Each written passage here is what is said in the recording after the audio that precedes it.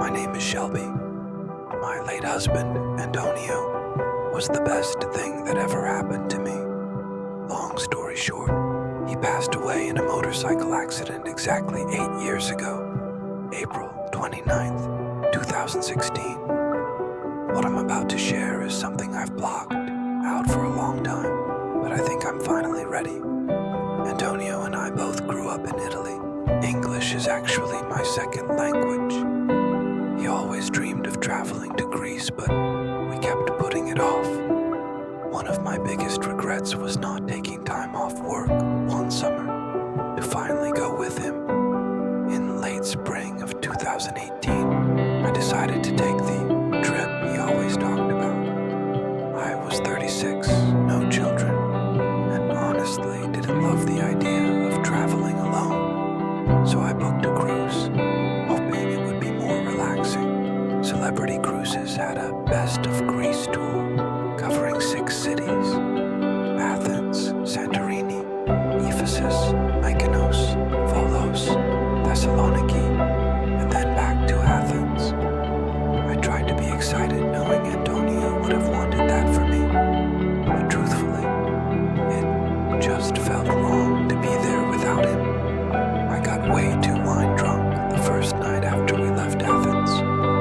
After wandering the city and drinking endless martinis at a nameless bar, I noticed him, a man in his 40s with long brown hair and a scruffy beard. He wasn't bad looking, but the way he was staring at me made my skin crawl. At first, I brushed it off as a lonely guy checking me out, but the longer it went on, the more it felt wrong. He wasn't flirting. It was like he was trying to burn a hole through my face with his eyes. Feeling uncomfortable, I quickly paid my tab and made my way back to the ship.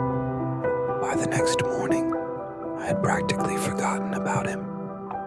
Next stop, Ephesus. I spent most of my time drinking again, feeling fleeting guilt, but otherwise enjoying myself. Nothing strange happened there. But in Mykonos, near the end of the day, it happened again. I was sitting at an outdoor bar when I noticed him. He was leaning against a light post, arms crossed, head tilted slightly toward me. He wore the exact same clothes as he had in Santorini. My palms got clammy. I quickly looked down, pretending not to notice him, but I could feel his gaze. When I mustered the courage to glance up again, he was gone. Weirdly, that made me even more anxious. I frantically scanned the crowd but couldn't find him. Not feeling safe, I stuck close to a random couple and walked back to the ship with them. That night, instead of retreating to my room, I spent hours scouring the ship, hoping to spot him again. Nothing. The next day, Volos. Determined to solve this, I didn't leave the ship. Instead, I waited by the gangway, watching every single person disembark. I didn't miss anyone, and he wasn't among them. Frustrated, I spent the day by the pool, trying to forget it all. Finally, the last city, Thessaloniki. As much as I dreaded leaving the ship, I didn't want to waste my trip either. I avoided bars and alcohol this time. I wandered the streets, admiring the architecture. And then, just like that, I saw him again, standing in the middle of the street, arms at his sides. But something inside me shifted. Instead of feeling scared, adrenaline kicked in. I shouted at him and started running toward him. He turned and ran. I chased him, turning corner after corner, but he was gone, vanished. Didn't sleep that night. When we docked in Athens, I practically ran off the ship, but back home, I couldn't get that man out of my mind. I pulled out my laptop, digging through missing persons reports, not sure what I was even looking for. Hours passed, and then I found him. His photo was on a missing missing persons website, he looked almost identical to the man who followed me. And the most chilling part, his first name was Antonio. I called the police immediately. The operator thanked me for the tip, then put me on hold. When she came back, she asked if I was absolutely sure about what I'd seen. I said yes. After an uncomfortable pause, she explained something that made my blood run cold. That case had been closed over a month ago. The man was found dead in a boating accident off the coast of Parga, Greece. Even worse, the date of his confirmed death was the exact same date as my husband's death, April 29th, just 2 years later. I hung up, literally shivering. Had I imagined everything? Another chilling realization hit me. Ephesus is actually in Turkey, not Greece. It was the only stop where I hadn't seen him. I'm not someone who believes in the paranormal, but no matter how much I tried to rationalize it, nothing makes sense. Last summer, I had to return to Athens for my niece's wedding, and just for a split second, I saw him again, standing by a bar, wearing the same clothes, his head tilted toward me. Maybe it was just my imagination. Either way, I will never set foot in Greece again. Story 2, The Phone Stalker on the Cruise. I'm Devin, a senior at Rowan University in South Jersey. My friends call me Devs. Last summer, I took a cruise to the Bahamas with my girlfriends to celebrate turning 21. We all desperately needed a break after a brutal semester. It was supposed to be all fun, drinks, and no drama. Except, of course, for Taylor. Taylor and I never really got along. She was lazy, always eating junk food. And honestly, I think she resented me for being more active. But I was close to the other two, Tower and Messina, so I figured it would be fine. We booked a Carnival cruise heading to a couple of Bahamian islands before circling back to New York. The first stop, Paradise Island. We got wasted at the bar, flirting with guys and having the time of our lives. At one point, Messina asked me to grab her another drink. I went up to the bar, ordered drinks, and took a few selfies while we waited. Right then, Tower called Messina over, and she ran off, leaving her drink behind. Not wanting it to get stolen, I grabbed both our drinks, leaving my phone on the bar for just a second. We partied a bit longer and headed back to the ship, and that's when I realized my phone was gone. I freaked out. I was sobbing, thinking I ruined the whole trip on the first day. Desperately, I pulled out my laptop and tracked my phone. Weirdly enough, it wasn't on the island. It was somewhere on the ship. Relieved, I had rushed to Lost and Found, but no one had turned in a phone. Instant dread returned. Someone had taken it and kept it. Later, I told my friends. Everyone was sympathetic, except Taylor. She seemed like she was holding back laughter. It pissed me off. The next day, I checked my laptop again. My phone's location showed it was right on top of me. But with so many people around, anyone could have had it. Later that night, while we were playing in the arcade, it happened again. The signal was basically on top of me. I was furious. I confronted Taylor, accusing her. She acted offended, made me empty her bag and pockets. Nothing. Still, something felt wrong. We fought, said horrible things to each other, and I stormed off to cry alone. The next few days, I avoided her entirely. Every now and then, I obsessively checked the location, but nothing new happened. Until one night, I returned to my room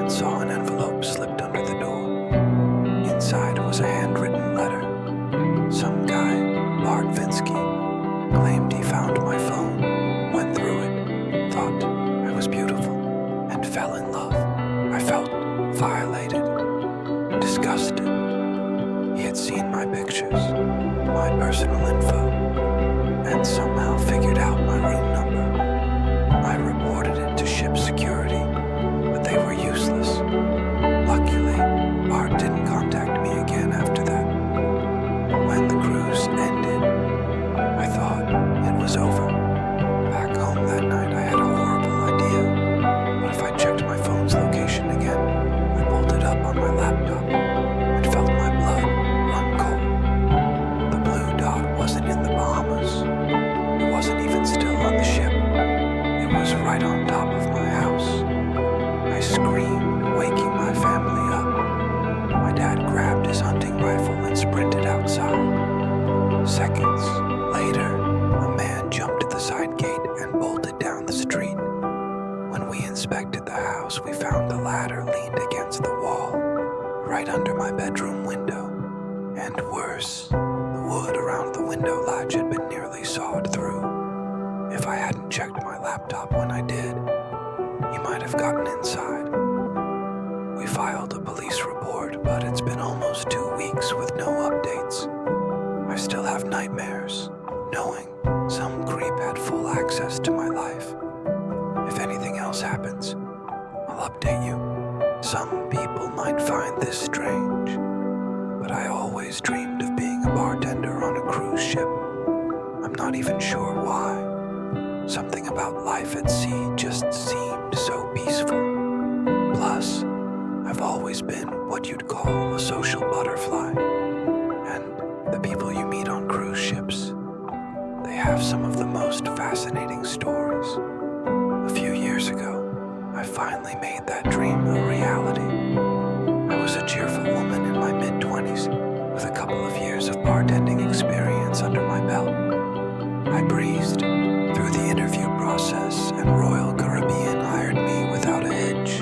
Things started off great. I won't bore you with all the details, but you should know this job meant a lot of travel. Sometimes, honestly, too much. After just 2 tours, I had already interacted with 3 times the number of people I had served in my hometown bar over 2 months. The pace was overwhelming, but that was part of the appeal. This story takes place during my 3rd tour, a 12-day transatlantic cruise from Miami to Portugal and Spain. It was a long one. We'd be at sea for 5 days straight.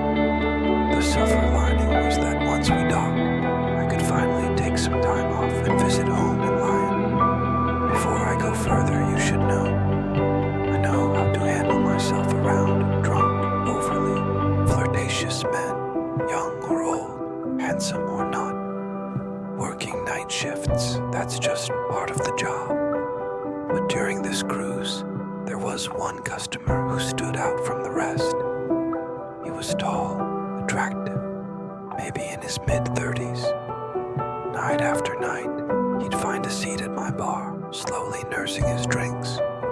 Eventually, we started talking. He was always the last customer to leave at the end of my shift. For the first time in a while, I actually started looking forward to those late nights, to seeing Sebastian again. There was a depth behind his light green eyes, a sadness on a whisk. The 3rd night, I finally got him to open up. His story was brutal. He told me about his failing marriage, how his wife, Sasha, had been having an affair with his best friend from college, Charles. He told me their full names, like he had been holding it all in for years, desperate for someone to listen. He said he had boarded the cruise alone, hoping the endless ocean would help him forget the pain. I didn't know what else to do but keep filling his glass. The night before, we were scheduled to dock in Ponta Delgada. He thanked me for being there for him. "You made this trip bearable," he said. "Let me buy you a drink, just to say thanks." It wasn't the first time a customer had offered, but this time felt different. I felt like we had built a genuine connection, and it seemed so unfair what he had gone through. Normally, I'd pour my own drink, accompanied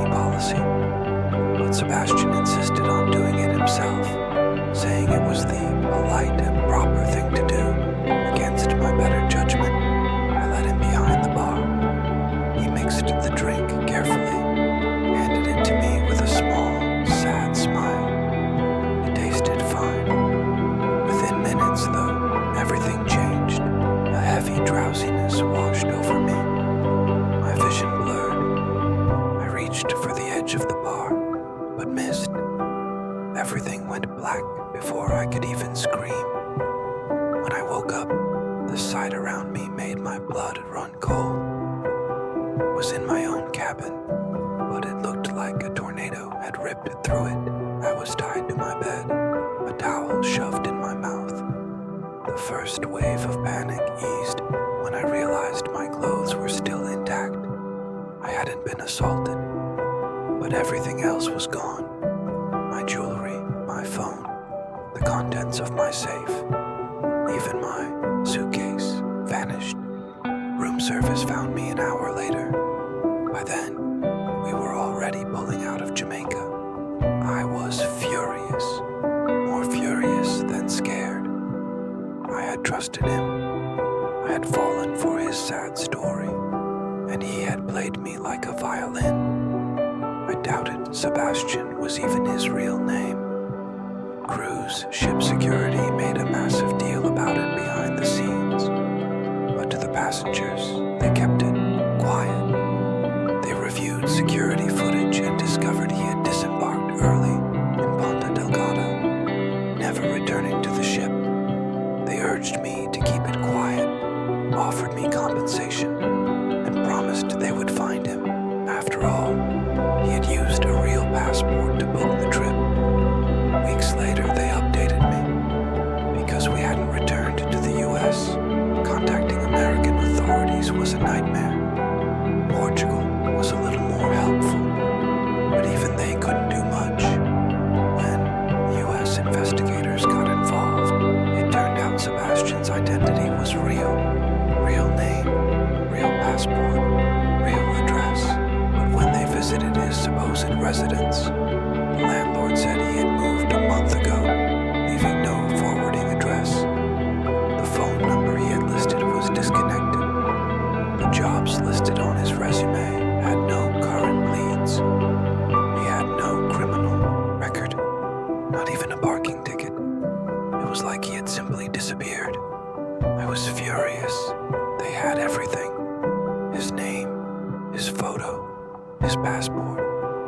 How could he still be free? I blamed myself for ever letting my guard down. You might think the story ends there. It didn't. A month later, I got the first envelope. No return address, no message, just a single photograph. Me walking to my car after grocery shopping. A week later, another one. A candid photo of me shopping at the mall. At first, I tried ignoring it, hoping it was a sick joke. But the envelopes kept coming, each one a new picture of me. Unaware, unguarded. I lived in constant terror. I couldn't go to work, see my friends, or even step outside without looking over my shoulder. After the sixth envelope, I finally went to the police. I don't know why I didn't go sooner. Maybe denial, maybe fear. The police didn't know what to do. They took my case, but it felt like they didn't take it seriously. Then one night I heard a knock at my bedroom window. I knew it was him. Police came, searched, found nothing. But that was the final straw. I moved immediately. No forwarding address. Changed my phone number, email, everything. It's been about 3 months